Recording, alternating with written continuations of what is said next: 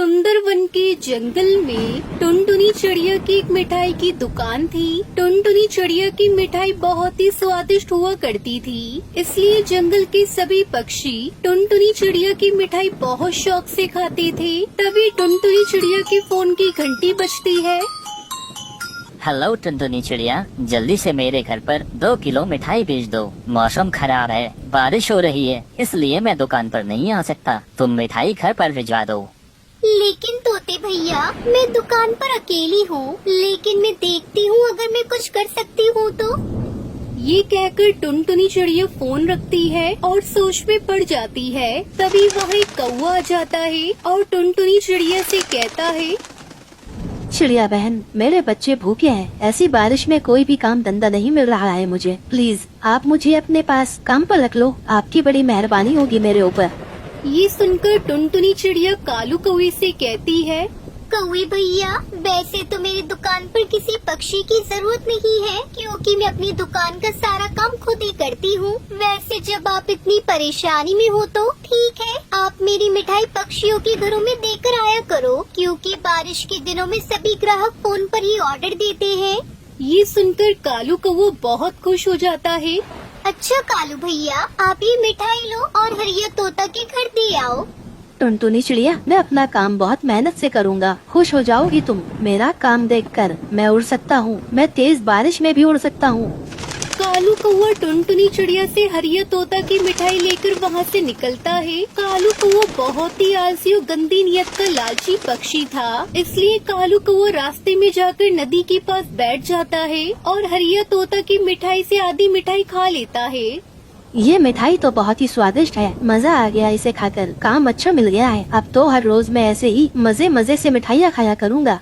फिर बाकी की मिठाई लेकर कालू कौवा हरिया तोता के पास पहुंच जाता है। ये लो कौवे भैया, आपकी मिठाई के पैसे। फिर कालू कौवा पैसे लेकर वापस जाता है और हरिया तोता दरवाजा बंद कर लेता है।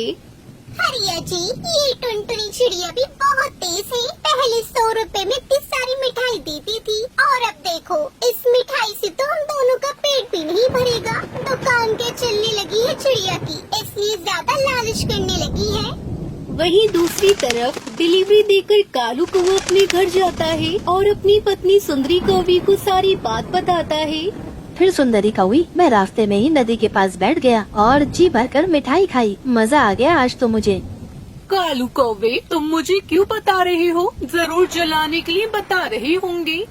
ना सुंदरी, तुम चिंता ना करो। अब तो बारिश के दिनों में हम मिठाई ही खाया करेंगे। देखना, कल मैं तुम्हारे लिए रसगुल्ले लेकर आऊँगा। दूसरे दिन कालू कौवा फिर से टुनटुनी चिड़िया के पास काम पर पहुंच जाता है।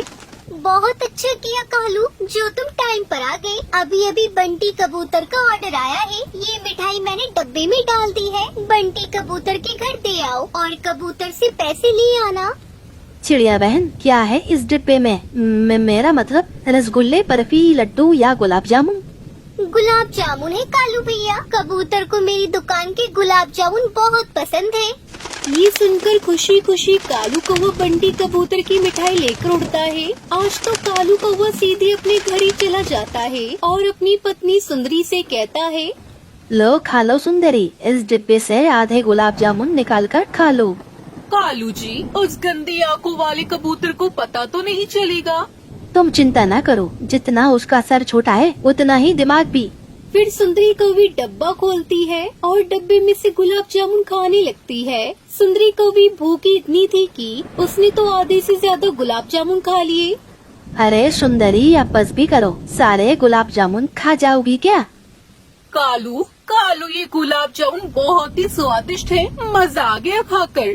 फिर कालू कौवा बाकी की मिठाई लेकर बंटी कबूतर के घर चला जाता है। अरे कालू कौवे, इतनी देर क्यों लगा दी तुमने? बारिश देखो कितनी तेज हो रही है। ऐसी बारिश में उड़ना बच्चों का खेल नहीं है। घर बैठे बिठाई मिठाई मिल रही है, इसलिए बातें कर रही हो तुम। अच्छा ठीक है, तुम तो नाराज ही हो गए। रुको, मैं तुम्हें मिठाई देता हूँ। नहीं लेनी मुझे तुम्हारी मिठाई, अपने पास रखो। कालू को वो उल्टा गुस्सा दिखाकर वहाँ से चला जाता है। आपने तो सुना ही होगा, चोर की चोरी कब तक चलती है, एक न एक दिन तो पकड़ा ही जाता है। एक दिन कालू को वो चील की मिठाई लेकर जा रहा था कि रास्ते में बैठकर अपना पेट भरने लगता है। ये कालू कौवा कब से गया हुआ है, अभी तक वापस नहीं आया डिलीवरी करके। तभी चील वहाँ आ जाता है। टुनटुनी चिड़िया, मेरी बहन इंतजार कर रही है तुम्हारी मिठाई का। कहाँ है तुम्हारी मिठाई? चील जी, वो तो मेरा नौकर कालू कौवा कब से लेकर चला गया है, शायद वो रास्ते में कहीं बैठ गया होगा। चलो हम उसे जाकर देखते हैं। फिर टुनटुनी चिड़िया चील के साथ कौवे के पीछे जाती है तो देखती है कि कालू कौवा बड़े पेड़ के नीचे बैठा हुआ मजे मजे से मिठाई खा रहा था। ये देखकर वो गुस्से में उससे कहता है, कालू कौवे, बेशर्म चोर, तुम कभी नहीं सुधरोगे। तुमने मेरी मिठाई खाई और मैं घर में बैठा इंतजार कर रहा हूँ। अभी मजा चखाता हूँ तुम्हें। हाँ चील भाई, आप बिल्कुल सही कह रहे हो। इस धोखेबाज लालची कौवे को इसके किए की सजा जरूर मिलनी चाहिए। फिर चील और टुनटुनी चिड़िया कालू कौवे की अच्छी तरह पिटाई करते हैं। मर गया रे, बचाओ मुझे। फिर कालू कौवा जान बचाकर वहाँ से भाग जाता है। फिर कुछ दिनों बाद बारिश बंद हो जाती है और टुनटुनी चिड़िया की मिठाई की दुकान पहले की तरह चलने लगती है।